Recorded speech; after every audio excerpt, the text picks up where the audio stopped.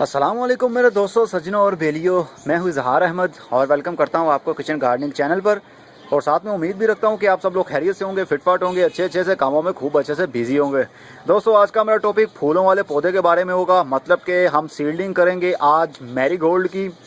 Marigold सर्दी के season का फूल है। जिस तरह गुलाब का मौसम आता है सर्दी के सीज़न में होता है, इंग्लिश रोज़ का, इसी तरह मैरीगोल्ड भी सर्दी के सीज़न में ग्रोथ करता है। और इसकी सीडलिंग सर्दी स्टार्ट होने से कुछ दिन पहले स्टार्ट कर ली जाती है, ताकि जब तक सर्दी आए तब तक सीड की जर्मिनेशन स्टार्ट हो जाए।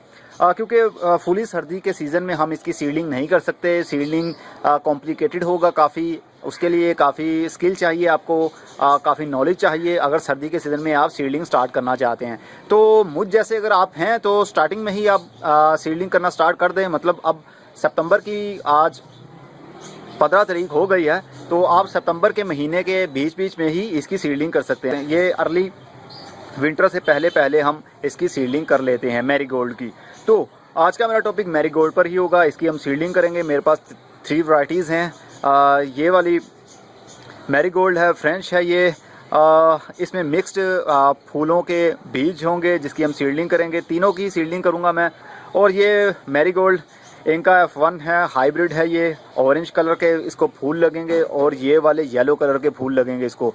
तो इन तीनों की आज सीडलिंग करेंगे हम। और जब तक इसकी दोबारा से स्प्राउटिंग स्टार्ट होगी तो देन मैं पार्ट 2 इसका बनाऊंगा। पार्ट 1 में जस्ट आपको सीडलिंग करने का तरीका बताऊंगा और जल्दी से वीडियो अपलोड कर दूंगा ताकि आप लोग भी सीडलिंग कर दें। ओके दोस्तों, स्टे विद मी। अब देखते हैं कि सीडलिंग कैसे करनी है। सीड्स की जर्मिनेशन सक्सेसफुली रेट अच्छा हासिल करने के लिए डिपेंड करता है कि आपकी सॉइल किस नौइयत की है। अच्छी सॉइल होगी तो जर्मिनेशन भी जल्दी और अच्छे से स्टार्ट होगी। तो सॉइल की बात करते हैं।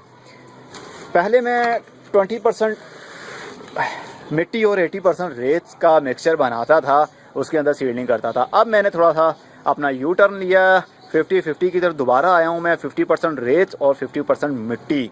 क्योंकि अगर मैं 20% मिट्टी यूज़ करता हूँ और 80% रेत यूज़ करता हूँ, कम्बिनेशन तो बहुत ज़बरदस्त बन जाता था। लेकिन उसमें प्रॉब्लम ये होती थी, वो मिट्टी जल्दी ड्राई हो जाती थी। ड्रेनेज सिस्टम उसका बहुत ज़बरदस्त बन गया था। तो अभी गर्मी का सीज़न है, तो गर्मी में बार बार पानी देने की हमें ज़रूरत नहीं पड़ेगी अगर आप 50-50 का कम्बिनेशन बना लेंगे। तो सर्दी के सीज़न में बहुत ज़बरदस्त रहेगा आपके लिए 20% मिट्टी और 80% रेत। ओके, सॉइल को भर लीजिए, किसी टोकरी में भर लीजिए। मैं तो काफ़ी सारी टोकरियाँ ले आया हूँ अब। तो अगर आपके पास टोकरी ना हो तो आप गमले में भी लगा सकते हैं। मतलब आप किसी क्ले पॉट में लगा लीजिए या प्लास्टिक पॉट में भी आप सीडलिंग कर सकते हैं, जो भी आपके पास इजी अवेल होता है। जस्ट मेटल की किसी पॉट में आप सीडलिंग मत कीजिएगा। मिट्टी में क्ले पॉट में कर सकते हैं या आप प्लास्टिक पॉट में कर सकते हैं। इसके अलावा किसी और चीज़ में मत कीजिएगा। ओके, तो सीडलिंग ट्रे में भी कर सकते हैं। बेसिकली ये सीड्स सीडलिंग ट्रे में ही उगाने चाहिए थे, मुझे सीडलिंग करनी चाहिए थी, क्योंकि ये एक सीड से एक पौधा बनता है। तो हम उसको देन ट्रांसप्लांट जब करते हैं एक एक पौधा करके लगा सकते हैं। लेकिन मैं इसमें सारों में एक बार ही लगा दूंगा। ये बेसिकली मैं इसलिए अपने आइडियाज़ चेंज करता रहता हूँ, क्योंकि बहुत से मेरे व्यूअर्स ऐसे होते हैं जो सीडलिंग ट्रे जिनके पास नहीं होती है, और किसी के पास कंपोस्ट होती है, किसी के पास नहीं होती, किसी के पास गोबर होता है, किसी के पास नहीं होता। तो मैं ऐसा मेथड शेयर करता हूँ आपके साथ कि जो सबसे ईजी और हर कोई कर सके। तो इसीलिए तो आप लोग मुझे और मेरे चैनल को लाइक करते हैं। ओके दोस्तों, बहुत तारीफ़ कर ली मैंने अपनी भी। ये मैंने मिट्टी भर ली है, 50-50 का कम्बिनेशन है। इसको ये ड्राई है, मॉइस्ट नहीं रखनी है आपने, बिल्कुल ड्राई मिट्टी हो और उसमें रेत मिक्स करके अच्छी तरह से मिक्सअप करने के बाद इसमें भर दीजिए और देन इसको इक्वल कर दीजिए। इक्वल आप किसी भी मेटल की चीज़ से कर सकते हैं। मैं ये टूल यूज़ कर रहा हूँ।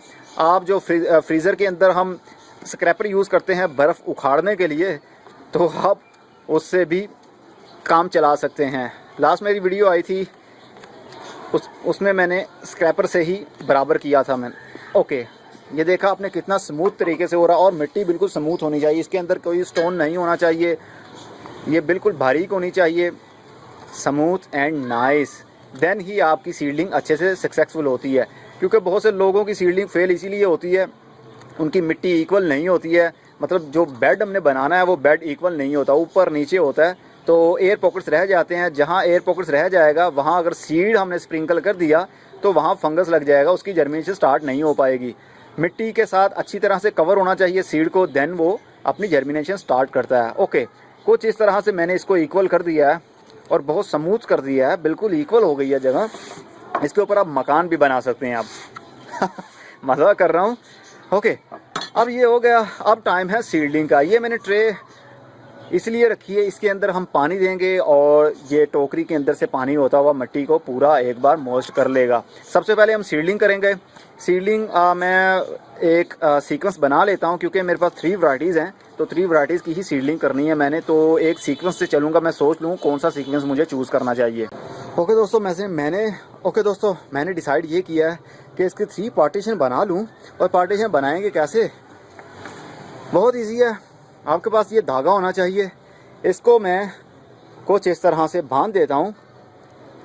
3 लेयर बना लूँगा, तो एक यहाँ और एक यहाँ, मतलब 3 लाइनें ऐसे बना लूँगा और तीनों के अंदर तीनों सीड्स की हम इजीली सीडलिंग कर सकते हैं। देन टैगिंग भी करेंगे, तो स्टे विद मी। ओके दोस्तों, कुछ इस तरह से मैंने धागा बांध दिया है। अब ये 3 सड़कें बन गई हैं। तीनों में हम सीडलिंग करेंगे, 1 2 और 3। बहुत ज़बरदस्त आइडिया आ गया मेरे माइंड में। पहले मैं सोच रहा था कि क्या आइडिया आएगा मेरे माइंड में। ओके दोस्तों, अब टाइम है सीडलिंग का। ओके, तो सबसे पहले हम येलो वाले का सीडलिंग बॉक्स ओपन करते हैं। सीजर से कीजिएगा। अरे तुम कहाँ जा रहे हो?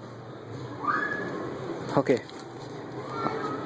अब ये इसके अंदर भी एक बॉक्स बैग है।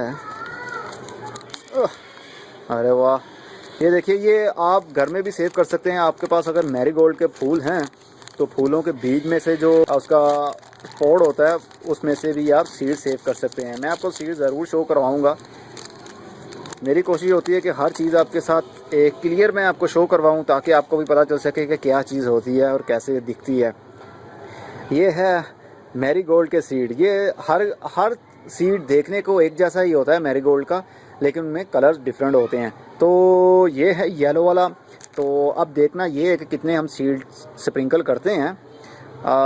1-1 इंच का डिस्टेंस रखते हुए आप स्प्रिंकल करते जाइए, मतलब रखते जाइए। आपको ये देखने की ज़रूरत नहीं है कि सीड किस डायरेक्शन में आपने रखना है, जस्ट आप रखते जाइए जैसा आपको इजीली रखना हो। ओके, जब तेज़ हवा चल रही हो तो इस सीड को मत रखिएगा, क्योंकि ये बहुत लाइट वेट है, तो हल्की सी हवा से भी ये सीड्स उड़ सकते हैं। ओके, ये 1 2 3 4 5 6 की मैंने सीडलिंग करनी है, मतलब येलो वाले 6 होंगे।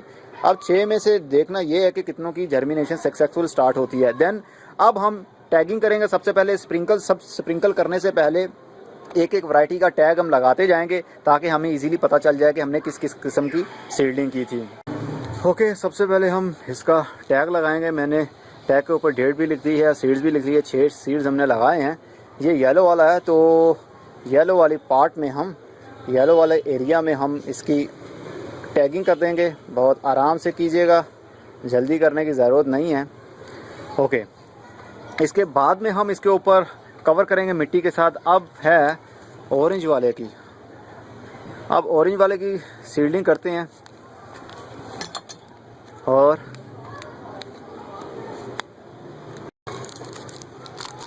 अब देखना ये है कि ये किस तरह के सीड दिखते हैं। ये भी आप लोगों को क्लियर मैं शो करवाऊंगा। अरे हवा भी चलना शुरू हो गई है, मुझे डर है कि ये उड़ ना जाए। ये देखिए दोस्तों, कुछ देखने को ऐसे हैं। ये भी बिल्कुल सेम ही लग रहे हैं जैसे येलो वाले थे, वैसे ये हैं, क्योंकि मैरीगोल्ड एक ही है, लेकिन जस्ट कलर का फ़र्क है। ओके, अब इसको भी हम इजीली स्प्रिंकल करते हैं। 6 सीढ़ी लगाएंगे। जिस तरह उनको आपने रखा इसी तरह उनको भी, ये वाली वैरायटी को भी आप रख दीजिए। 3 4 5 और 6, 5 5 5 5 5 नंबर ये रहा, 6 नंबर ये रहा। हाँ, काफ़ी डिस्टेंस करीब में आ गया ये वाले। वेल कुछ नहीं होता। अब देखना ये है कि जर्मिनेशन किस किस की स्टार्ट होगी मुझसे। ओके, अब इसकी भी हम सीडलिंग इसका टैगिंग कर देंगे, ताकि हमें सबका याद रहे कि कौन कौन सी हमने सीडलिंग की थी और किस किस एरिया में की थी। ओके दोस्तों, कुछ ये हो गया। अब टाइम आता है ये मिक्स्ड वाले का, फ्रेंच का। तो इसको ओपन करते हैं और शोर करवाता हूँ आपको कैसा होगा ये सीड। ओके दोस्तों, अब देखते हैं कि इसके सीड्स कैसे देखते हैं। आई थिंक ये भी सेम उसी तरह के ही दिखते होंगे जिस तरह दूसरे दिख रहे हैं। निकला बाहर। ओके, ये देखिए दोस्तों, ये भी सेम ही हैं, उसी तरह की है, जस्ट कलर का डिफरेंट है। ओके, अब इसको भी हम एक ही लाइन में 6 लगा देंगे, 1-1 इंच के डिस्टेंस पर। अरे गिर गया, कोई बात नहीं। 1 2 3 4 5 और 6 सीड्स मैंने स्प्रिंकल कर दिए हैं। ओके, अब इसका भी टैग लगाना है। इसका टैग किधर गया? ओके, ये इसका टैग रहा। इसका भी हम टैग इसी तरह लगा देंगे, बहुत आराम से लगाइएगा। अरे ये कुछ ज़्यादा ही नीचे लिखा गया। वेल कोई बात नहीं, ये डेट लिखी और सीड लिखे हैं, तो इसको थोड़ा सा और कर देता हूँ। इनसे आइडिया हो जाएगा हमने सेम डेट को इनकी सीडलिंग की है। अब इनके ऊपर दोबारा से हम कवर करेंगे सॉइल के साथ। वही सॉइल मैं यूज़ करूँगा जो ये यूज़ की है, 50-50 का कम्बिनेशन इस सीड्स को कवर करने के लिए। ज़्यादा इनको कवर करने की ज़रूरत नहीं है, जस्ट थोड़ी थोड़ी मिट्टी आप डाल दीजिए। बारीक मिट्टी होनी चाहिए, स्मूथ होनी चाहिए। बहुत लाइट वेट सीड्स हैं ये, तो मिट्टी के गिरने से जो हवा पैदा हो रही है उनसे भी ये सीड्स अपनी जगह से हट रहे हैं। मतलब इतने लाइट वेट हैं ये। बिल्कुल स्मूथ मिट्टी आप यूज़ करिएगा इनको कवर करने के लिए। अगर मोटी मिट्टी होगी, मतलब उनमें स्टोन भी होंगे, तो एयर पॉकेट्स उसमें रहने का ख़तरा है। तो एयर पॉकेट्स अगर रह गए तो सीड्स की जर्मिनेशन स्टार्ट नहीं होगी। सीड को फंगस खा जाएगा, तो फंगस खाने की वजह से सीड ख़राब हो जाएगा, उनमें से स्प्राउट नहीं बन पाएगा। उम्मीद करता हूँ ये हट रहा है अपनी जगह से। कितना लाइट वेट है ये। ओके, काफ़ी मोटे स्टोन भी हैं, लेकिन एक भी मोटा स्टोन सीड के ऊपर नहीं गया, थैंक्स गॉड। ओके, अब ये कवर हो गया है। अब टाइम है वाटरिंग का। अब थोड़ा मैं और थोड़ा सा कवर कर दूंगा, क्योंकि अगर मैं वीडियो बनाते वक्त इसका कर रहा हूँ तो ठीक से हो नहीं रहा मुझसे, तो मैं वीडियो रोक कर इसको मज़ीद कवर कर देता हूँ थोड़ा सा। Okay, now the time is पानी देने का। अब हम पानी देंगे इसको, और अच्छी तरह से पानी देंगे। पानी ट्रे में मैं भर दूंगा, और नीचे से जो छोटे छोटे से होल्स हैं टोकरी के नीचे, वहाँ से पानी अंदर घुस जाएगा और मिट्टी सक करती रहेगी पानी को, और ये बहुत जल्द मिट्टी मॉइस्ट हो जाएगी। एक मरतबा जो मिट्टी मॉइस्ट हो जाए देन मैं आपके साथ शेयर करता हूँ। ओके दोस्तों, आपके सामने ये कैसे पानी को सक कर रही है मिट्टी। उम्मीद है बहुत जल्द ये पूरे का पूरा जो पानी है वो सक कर लेगी। ये देखिए, इस एरिया से पानी एम्प्टी हो गया है, मतलब मिट्टी ने इसको सक कर लिया है। बहुत जल्द ये पूरे का पूरा सक कर लेगी पानी, और ये मिट्टी मॉइस्ट हो जाएगी। एक मरतबा पूरा मॉइस्ट होने से बाद में हम जल्दी इसको पानी नहीं देंगे। अगर ज़्यादा ओवर वाटरिंग आप करेंगे तो सीड की जर्मिनेशन स्टार्ट नहीं होगी, बल्कि वो गल जाएगा और उसको फंगस खा जाएगा। देन वो उसकी जर्मिनेशन स्टार्ट नहीं हो पाएगी। इसलिए आप बहुत फोकस रखिएगा ओवर वाटरिंग ना हो। तो स्टे विद मी, अभी ये पूरे का पूरा भरता है। तो उम्मीद करता हूँ आपको खूब अच्छे से समझ लग गई होगी। और इसको आपने सनलाइट में नहीं रखना, धूप में नहीं रखना। जस्ट इसको इंडोर आप रख सकते हैं, शेड के अंदर रख सकते हैं, जहाँ डायरेक्ट सन रेज ना आए, मतलब धूप ना पड़े। अगर धूप पड़ेगी तो इसकी मिट्टी चटक जाएगी, ऊपर से ड्राई हो जाएगी, तो सीड की जर्मिनेशन स्टार्ट नहीं हो पाएगी। इसलिए इसको आप शेड के अंदर रखें, जहाँ पर सूरज की रोशनी तो आए, लेकिन सूरज की धूप ना आए, उसकी रेज ना आए, हीट ना पहुँचे, आई मीन कि हीट ना पहुँचे। तो इसकी जर्मिनेशन करीब 7 दिन तक, 4 से 7 दिन के बीच में इसकी जर्मिनेशन स्टार्ट हो जाएगी। और जब इसका ट्रांसप्लांट करने का टाइम आएगा तो मैं वीडियो बना के आप लोगों के साथ शेयर ज़रूर करूँगा। मेरा प्लान तो ये था कि मैं स्टार्ट टू एंड एक ही प्रोसेस एक ही वीडियो लेंथ के अंदर शेयर करूँ, लेकिन मजबूरी ये है कि आप लोगों को चाहिए फटाफट हम वीडियो में अपलोड करूं और आप भी वैसा करना शुरू कर दें। तो सीडलिंग का तरीका बता दिया, आप सीडलिंग तो करें, जब तक ये ट्रांसप्लांट के काबिल होंगे तब तक मैं दोबारा वीडियो का पार्ट बना दूंगा। ये पार्ट 1 है। ओके दोस्तों, अगली वीडियो में फिर किसी नई इन्फॉर्मेशन के साथ मिलेंगे। तब तक के लिए good bye, see you and tata, और अपना बहुत सा ख्याल भी रखिएगा।